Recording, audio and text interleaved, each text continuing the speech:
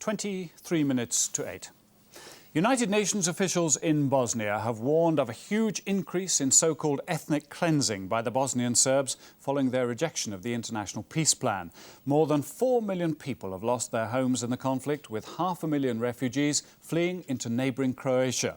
In the third of her special report, Sue Lloyd-Roberts looks at how the refugees are coping with life in exile. If the United Nations in the former Yugoslavia is running out of patience, then some of the refugees say they're running out of patience with the UN. Like the mothers of Vukovar, who've built a wall around its headquarters in Zagreb. The bricks have the names of the thousands killed or who are still missing after the fighting in northern Croatia 2 years ago, who, the mothers say, the UN should do more to help trace. It appears they can't win. With 30,000 troops here, the UN's proudest achievement is the opening of land routes into the safe areas, with the expectation that refugees would start returning. But at the bus station, this woman said opening the roads has only helped prolong the war because the armies can move around. Only a few hundred have dared return home.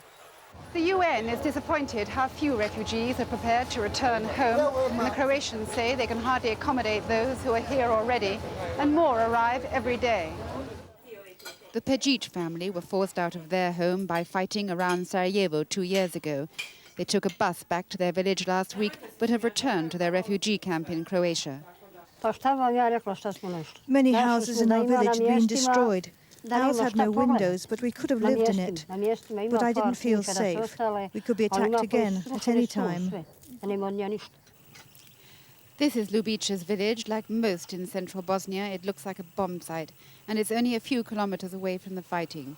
With no hope of peace, let alone a program of reconstruction in sight, it's hardly surprising that over 4 million people in the former Yugoslavia are living away from their original homes. This transit camp outside the Croatian capital Zagreb was built to house 3,000 refugees. Hundreds more, like this couple from Banja Luka, arrive every week, reporting to refugee officials that the ethnic cleansing program is still being carried out as ferociously as ever in northern Bosnia. We Muslims can't survive there. It's getting much worse. Every day the Serbs harass and abuse us and threaten to kill us until we have to leave. The long-term refugees live in a string of camps on the fringes of towns, on the margins of society and out of the public eye. For 2.5 years now, some have been enduring the indignities of refugee life, communal bathrooms, dining rooms, with no end in sight. In this camp, it's quite normal for a family of 6 to share a room. Sometimes the tension is so awful, says this mother, I get ill, and no one knows how long it's going to go on for. Western-funded charities do their best to entertain the children. Here, a cramped dancing class. Later, I ask what they all wish for most. To go home.